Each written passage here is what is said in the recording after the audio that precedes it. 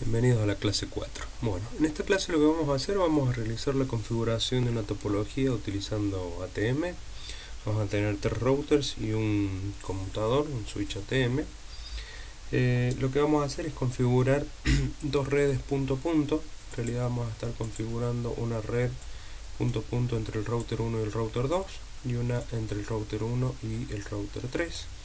En estos casos vamos a utilizar para la del router 1 a router 3 la red 192.120/30, y en el caso de la red entre el router 1 y el router 3 utilizaremos la subred IP 192.130/30. En cuanto a los circuitos virtuales permanentes o PVC, vamos a utilizar desde el router 1 el que va identificado con el BPI 1 BCI 102. Ese será para cuando enviamos tráfico del router 1 hacia el router 2. Y en el caso del router 2 va a utilizar el BPI 2, el BCI 201 para el caso en que envíe tráfico desde el router 2 hacia el router 1. En el caso del tráfico que va desde el router 1 hacia el router 3, lo que vamos a utilizar es el BPI 4 y el BCI 103. Para el tráfico que va desde el router 3 hacia el router 1 vamos a utilizar el BPI 3 BCI 301. ¿Sí? Entonces estos son los parámetros. Lo que vamos a hacer es verificar aquí. Los routers son modelo 7200, ¿sí? Como pueden ver, tenemos que asegurarnos que entre sus tarjetas tengan las tarjetas de ATM, ¿sí? Tarjetas con un puerto ATM. Y lo que necesitamos hacer en el conmutador es configurar las cross conexiones. Entonces, para poder configurar el switch ATM no tenemos que tener ningún puerto conectado, por lo cual los acabo de borrar, eliminar las conexiones. Vamos a configuración y aquí lo que vamos a hacer es agregar las cross conexiones a nivel de circuitos virtuales permanentes, es decir, el puerto 1 dijimos que íbamos a ingresar con el BPI 1 y el BCI 102, y ese tráfico tendrá que salir por el puerto 2, ¿sí? Asociado al BPI 2 y al BCI 201. Por otro lado tendremos el puerto 4, ¿sí? Asociado al BPI 4 con el BCI 103, y ese tráfico tendrá que salir por el puerto 3 asociado al BPI 3 BCI 301. Con esto ya tenemos las conexiones que necesitábamos. Lo que hacemos ahora es agregar justamente la interfaz 02 al puerto 1, la 03 al puerto 4, y aquí la ATM1 al puerto 2 y la ATM1 al puerto 3. Ahora vamos a iniciar esta red. Bien, entonces lo que vamos a hacer es realizar la configuración del router 1, ¿sí? Donde vamos a configurar dos interfaces, la ATM2 y la ATM3, ¿sí? Vamos entonces router 1 y aquí hacemos enable terminal hostname R1. Vamos a configurar entonces la interfaz ATM2/0, le vamos a dar su dirección IP 192.121/30, y ahora vamos a proceder a configurar el circuito virtual permanente PVC. Le podemos dar un nombre, por ejemplo, del router 1 al router 2, ¿sí? BPI 1 BCI 102, y dentro del circuito virtual permanente vamos a hacer una asignación estática, ¿sí? De cuál es la dirección del protocolo de capa 3 en el otro extremo, ¿sí? En el router o en el host que está en el otro extremo.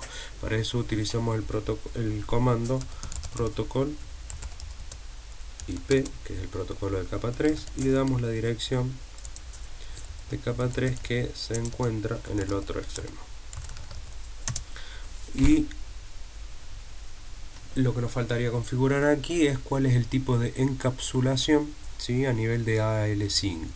Tenemos dos opciones. Tenemos la encapsulación AEL5 Snap, lo cual nos permite que un solo circuito virtual permanente pueda transportar tráfico de distintos protocolos de capa 3, es decir, con este PVC, con este solito, yo podría llevar tráfico IP, tráfico IPX, tráfico AppleTalk, ¿sí?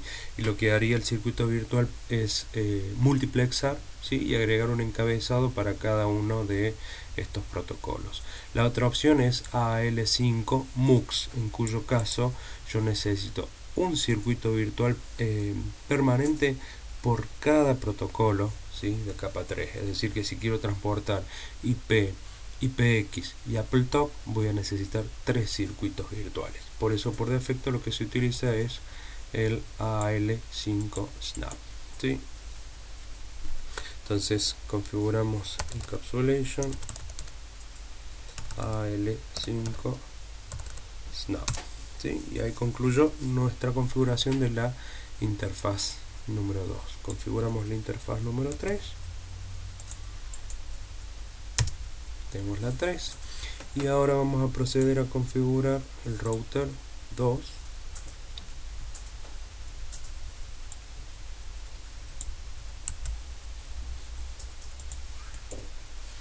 Tenemos la interfaz ATM1, la dirección IP, ¿sí?, la 192.122, que coincide con el otro extremo que mencionábamos aquí en el circuito virtual permanente en el router 1, y hacemos lo mismo, ¿sí? Le damos el BPI, BCI, el protocolo IP y la dirección IP del otro extremo y el tipo de encapsulación, ¿sí? Ahora lo que vamos a hacer es configurar el router 3.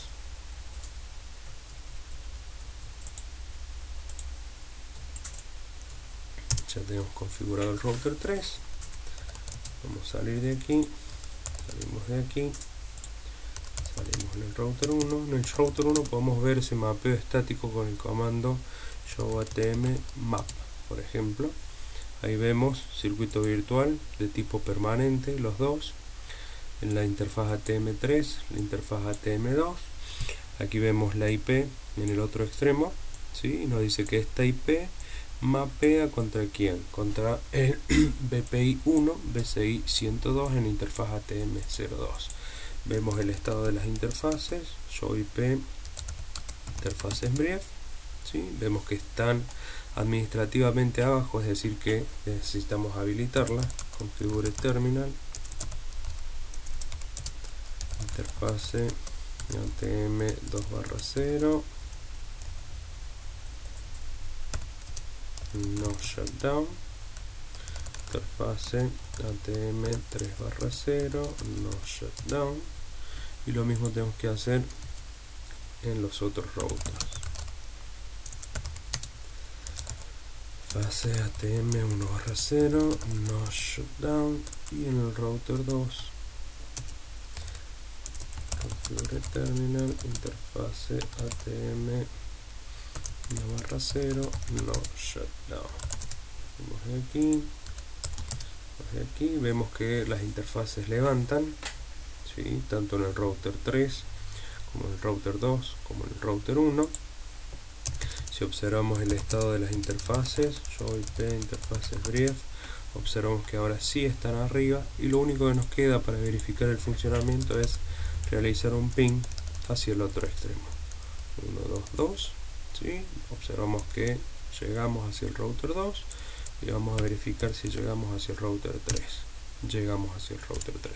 Entonces allí tenemos una configuración punto a punto, ¿sí? Tenemos dos redes, una entre el router 1 y el router 2 y otra subred distinta entre el router 1 y el router 3, ¿sí?